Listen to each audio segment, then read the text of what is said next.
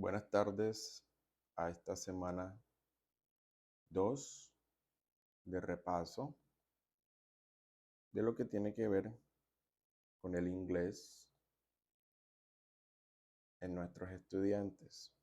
Como les mencioné en un video anterior, la idea es que podamos tener en lo posible semanas en donde podamos repasar lo que estamos haciendo en la semana de clase, que son semanas bastante complicadas por todo el ruido que hay en la institución, los aviones y por supuesto las dinámicas internas a lo que sucede en una clase, llamar a la atención y responder de alguna manera a inquietudes. Esta semana, bueno, la semana pasada revisamos formal greetings. Esto un versus con los informal greetings. Estoy haciendo un repaso del repaso. Como un primer punto y un punto de contraste podemos decir, y un pequeño ejemplo, un formal greeting es hello, how are you? Un versus de un informal greeting como hey,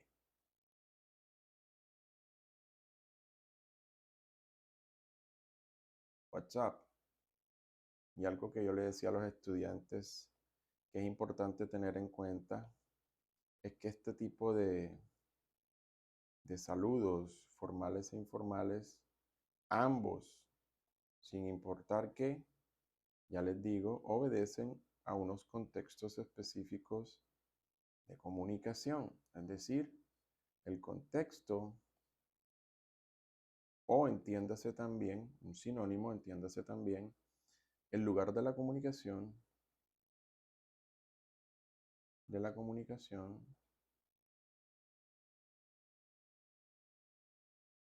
obliga, obliga a establecer un formato.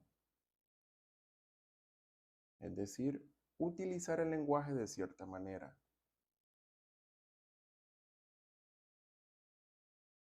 Utilizar el lenguaje a partir de lo que nos pide la comunicación. Si es un ambiente formal, una misa, un encuentro con un rector, con un doctor, se debería utilizar un lenguaje formal. Ya eso lo había mencionado la semana pasada. Mientras que si se trata de una reunión familiar o una persona o un encuentro con personas cercanas, amigos, compañeros de trabajo, colegas de la escuela, ya la utilización del lenguaje remitiría a un uso más informal. A eso se refiere el uso del hello, how are you? Es decir, espacio. Y o la otra sería hey, what's up? Como hola, ¿cómo estás? Muy formal. Y el otro, ¿cómo se encuentra usted? Eso era lo que revisábamos la semana pasada. Hacemos a un segundo espacio. Entonces, esta semana que pasó, que está terminando hoy domingo, revisamos el famoso verbo to be, un verbo que es básico para emplear muchas herramientas en el inglés y por herramientas las estructuras. Este verbo en español lo podemos contrastar con este de ser o estar, es decir, como un estado, como un estado de las cosas o para hacer afirmaciones sobre el mundo, o si se lo ubica una auxiliar de negación, podríamos negar un hecho del mundo o negar algo. Entonces, con los estudiantes revisamos primero esta idea que quizás ya era un repaso para ellos, quizás no, en algunos casos no, con esas personas gramaticales de nuestra lengua materna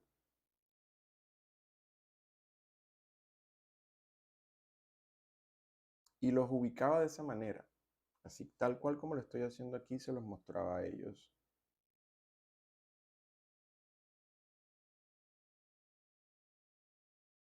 Y esto que estoy haciendo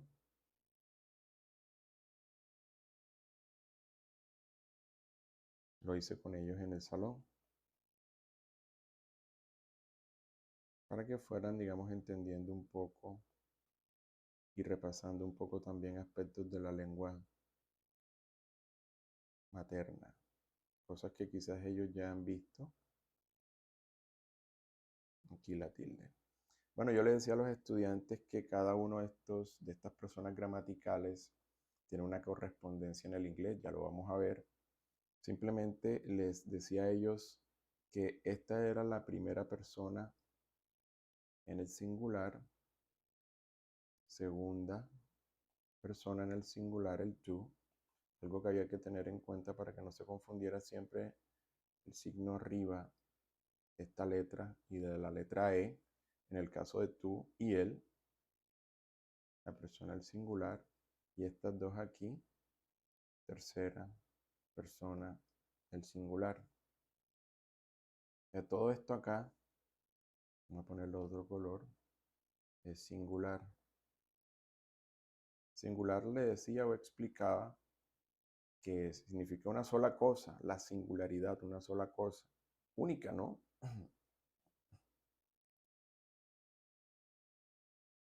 Listo. Y acá entonces teníamos como esa primera persona del plural,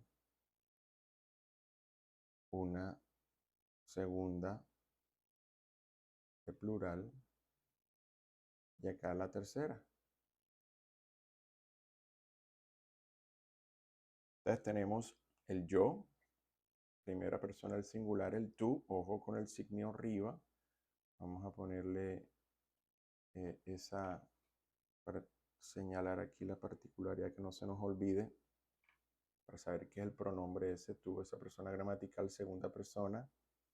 Tenemos él y ella, él con ese signo arriba para que sepamos que es él y no se confunda con el artículo definido. Tercera persona del singular, él, ella. Y entonces después arrancamos con la parte que tiene que ver con la pluralidad, es decir, lo múltiple, lo que hay más, ¿no? Lo plural. Entonces tenemos el nosotros y el nosotras, el ustedes, el ellos y el ellas, tercera persona. Eso que hice en el tablero, bueno, era como una especie de observación primaria de ese verbo. Hay algo que tener en cuenta cuando trabajamos con verbos y que es que los verbos cambian de forma. Vamos a ponerlo en otro color para que se note. Los verbos cambian su forma. Y ustedes preguntarán, ¿pero qué es eso de la forma? En español, los verbos en su forma infinitiva, ya explico eso, tienen tres terminaciones, ar, er, ir. Entonces, si ustedes revisan eso, van a encontrar, por ejemplo, correr, dormir, perdón, aquí, dormir, dormir, ¿sí? Nadar, descansar, como hoy domingo, ¿no? Descanso, ¿sí? Entonces, miren, ar, ir, ar, ar. Todos terminan o tienen esas terminaciones en su forma infinitiva, ¿ok? Pero lo interesante es que el verbo cambia su forma flexa cuando se adhiere a una persona. Entonces, digamos acá un pequeño ejemplo. Yo, yo no digo yo correr para mantener la forma. Yo no digo yo correr, porque ahí está en la forma que acabamos de decir, infinitiva. ¿Cómo digo yo? Y es una cosa que aprendemos socialmente, cuando el lenguaje se aprende en la cultura donde nacemos. Entonces, nadie le está diciendo que al niño o a la niña que, que hay que flexar el verbo, etcétera, etcétera, sino que se, se aprende. Luego en la escuela es que le explican todas estas cosas a uno. Entonces yo corro o ella corre. ¿Sí ven? Y hay una flexión, hay un cambio en la forma del verbo. Pero ese cambio obedece a la adhesión con la persona gramatical. Hay una adhesión allí con la persona gramatical y eso es importante y siempre hay que tenerlo en cuenta para entender cómo funciona el lenguaje, en este caso nuestra lengua. ¿Ok? Esto era lo primero. Voy a poner más ejemplos en la próxima eh, Jamboard, en el próximo whiteboard este que estoy usando para trabajar. Vamos a usar otros ejemplos. Entonces, miren, uno en plural y uno en singular. Él, aquí, no sé, nunca se les olvide, él almuerza, singular. Ustedes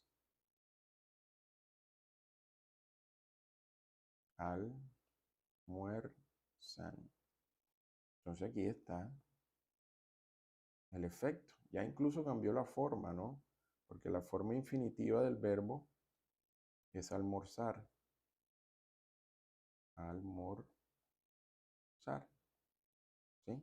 Miren todo lo que cambia el verbo. ¿Sí? Miren todo lo que cambia. Todo esto es lo que ha cambiado del verbo.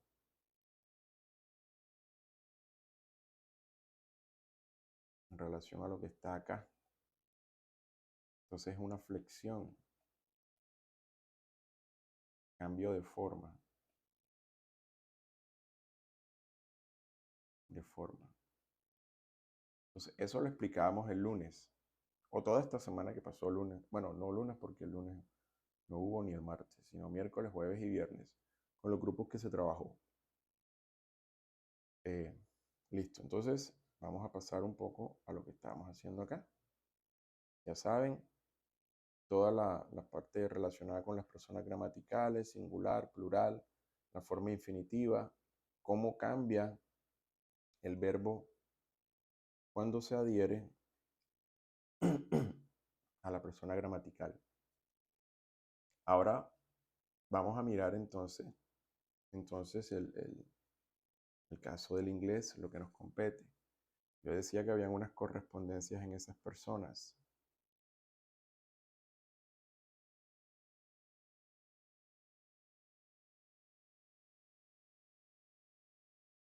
Vamos a trabajar primero con el singular.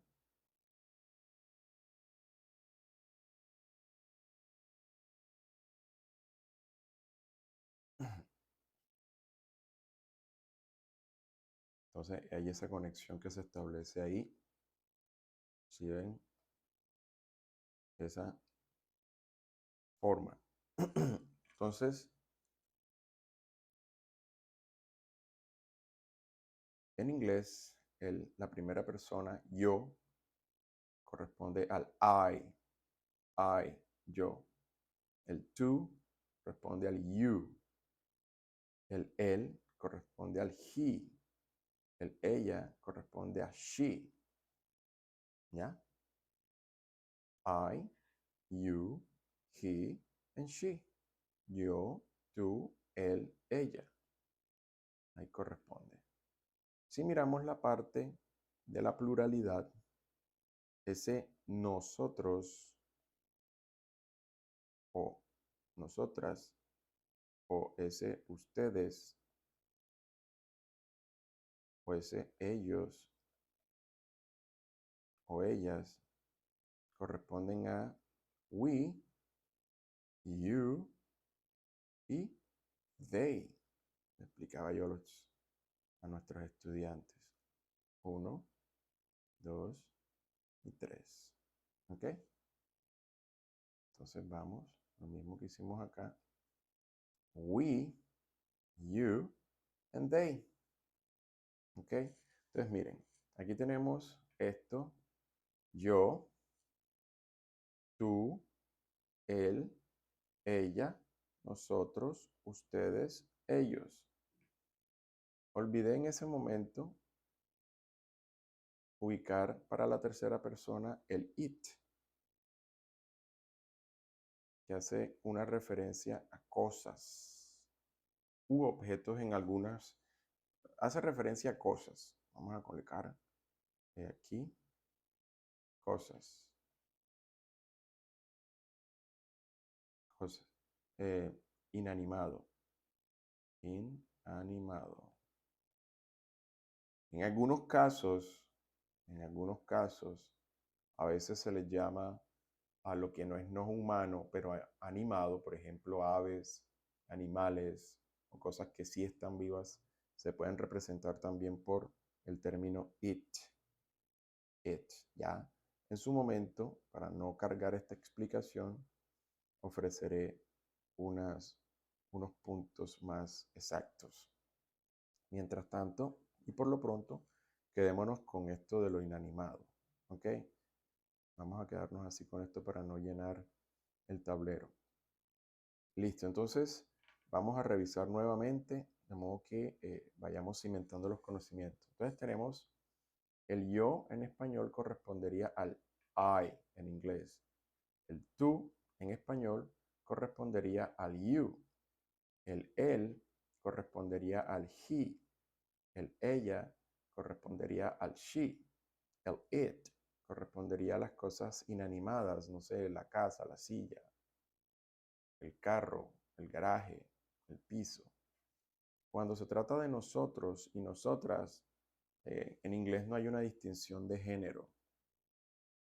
No la hay. Es decir, aquí solamente decimos we. Eso involucraría a ambas partes, ellos, de nosotros y a nosotras. A ustedes, el you, y uno puede decir, oye, pero se parece al you del tú este, ¿sí? De hecho, sí, sí se parece y se pronuncian igual. Tú, you, ustedes, you. Ahora, la cuestión se entendería ya por el contexto de la comunicación. Si uno se está refiriendo a un you que es múltiple de muchas personas, nosotros diríamos, you are good students, you are good students, ustedes son buenos estudiantes. Ahí está en la pluralidad. Mientras que si yo digo, you are a good student, ya es una sola persona. ¿Ok? Pero bueno, eso lo hablaremos como siempre, un poquito más adelante para no cargar este cuadro particular aquí. Vamos a mirar entonces cómo se conectaría cada una de esas personas gramaticales con el verbo to be. Mientras que en español yo digo, yo soy, tú eres, o yo soy, o yo estoy. Recuerden que es cero estar. Tú estás. Él es, o él estás, o ella es, o ella está. Nosotros, o nosotras, somos, perdón, aquí, somos, o estamos. Aquí, ustedes son, o están, ustedes están. Y aquí, ellos y ellas son, o están. ¿Sí? Hay unas correspondencias allí de lo que les había dicho. Como el verbo ser o estar cambia de acuerdo a la anexión con la persona gramatical. ¿Sí? Y así va para el resto de las formas. Él es, él está. Ella es, ella está. Nosotros somos, nosotros estamos. Ustedes son, ustedes están. Ellos y ellas son, ellos y ellas están. Lo mismo ocurre con el inglés. Revisemos entonces. Entonces, para el caso de la primera persona, I, el verbo to be, es I am. Para you, la segunda persona, you are. Yo le decía a los estudiantes el R, ese R, un sonido bastante extraño, se produce cuando uno toma la punta de la lengua y la dobla la lengua hacia atrás, de modo que toque el cielo del paladar, la parte de arriba de la boca, paladar, y ahí se produce esa R retrofleja, R, y es suave esa letra en comparación a la R y a la R del español. You are, I am, you are. Aquí sería he is, she is, it is, we are, you are, and they are. Ese they de ellos y ellas, esa TH que está aquí, esa TH que está aquí, se produce cuando uno pone la lengua entre los dientes y produce un sonido de una salida de aire suave, como they, ¿ok? They are. Entonces, vamos aquí. Entonces, I am, you are, he is, she is, it is, we are, you are, and finally, we are. Entonces miren cómo el verbo to be, que es su forma to be, cambia su forma infinitiva, como la habíamos dicho en el español también, cambia su forma infinitiva a partir de su conexión con cada uno de sus conexiones con las personas gramaticales. Cambia.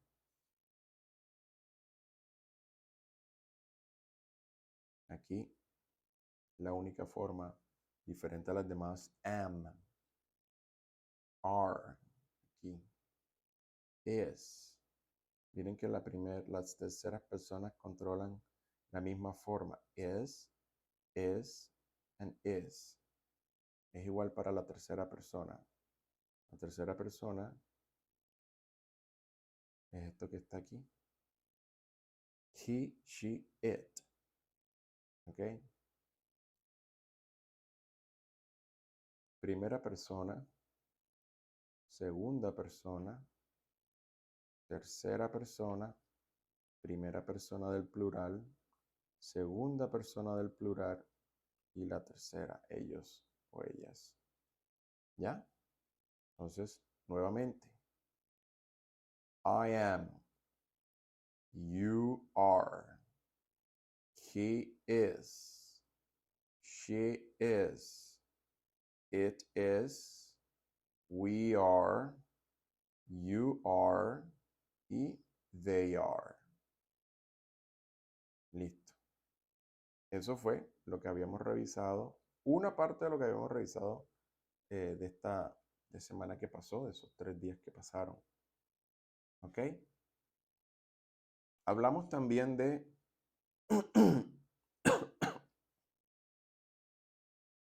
hablamos también de nacionalidades y profesiones.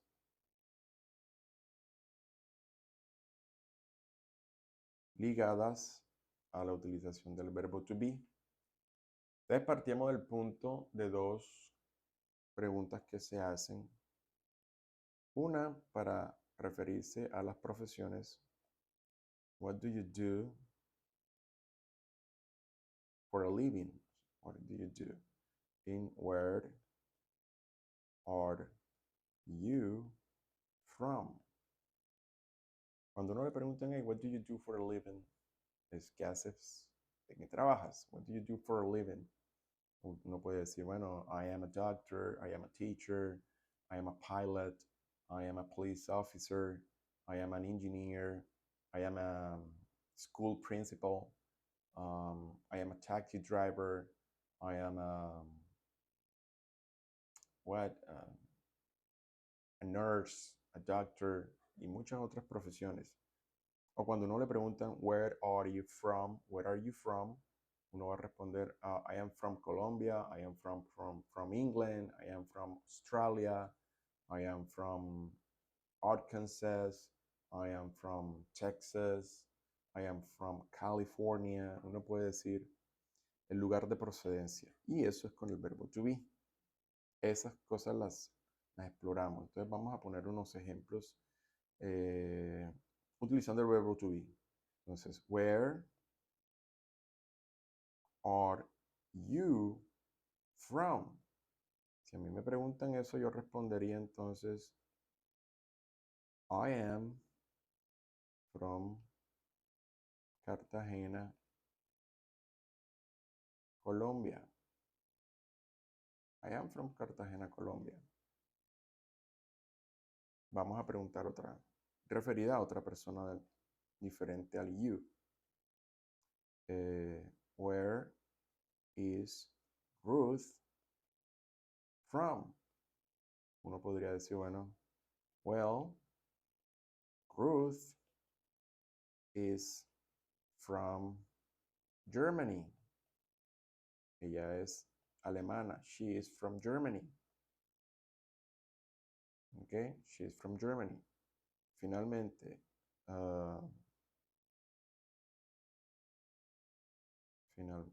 el deshacer, ahí está. Finalmente, where is he from? Cuando uno está señalando a la persona. Okay. Well, he is from Mexico. He is from Mexico. Eso lo revisábamos. ¿Cómo funciona el verbo to be aquí? Bueno, así. Aquí está en la pregunta y en la respuesta. En la pregunta, en la respuesta. En la pregunta y en la respuesta. Miren. Marcador para que se vea mejor.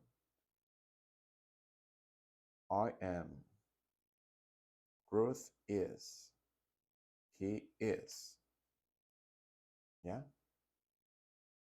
Where are you from? I am from Cartagena, Colombia. Where is Ruth from? Well, Ruth is from Germany. Where is he from? He is from Mexico. Ahí teníamos esa observación.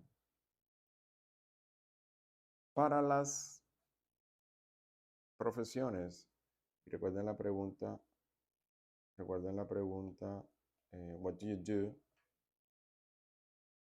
What do you do for a living? ¿Qué haces para ganarte la vida? Well, you puedes decir, well, I am a school teacher. That's what I do to make my living. Eso es lo que hago para ganarme la vida. Si alguien pregunta por otra persona, what does, y cambia. Esto lo vamos a mirar después, no se preocupen.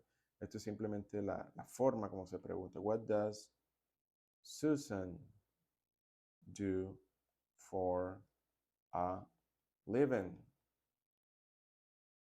Alguien diría, Susan is a doctor. Entonces aquí de nuevo aparece la utilización del verbo to be. I am. She is. Vamos a preguntar una en plural con varios sujetos. What do John and Mary, nombre propio, John and Mary do for a living? Uno podría decir, well, they are pilots. They fly planes. Ellos vuelan aviones. They are pilots. Pues miren, dos sujetos, John and Mary. Y habíamos dicho acá, presten atención, Habíamos dicho acá que cuando es they are, ¿sí? Habíamos dicho they are, ahí está. Entonces correspondería, perdón, a esto acá. They are, they are, ¿sí? They are.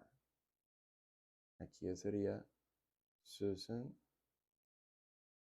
Susan is, o aquí a la primera persona, I am a school teacher.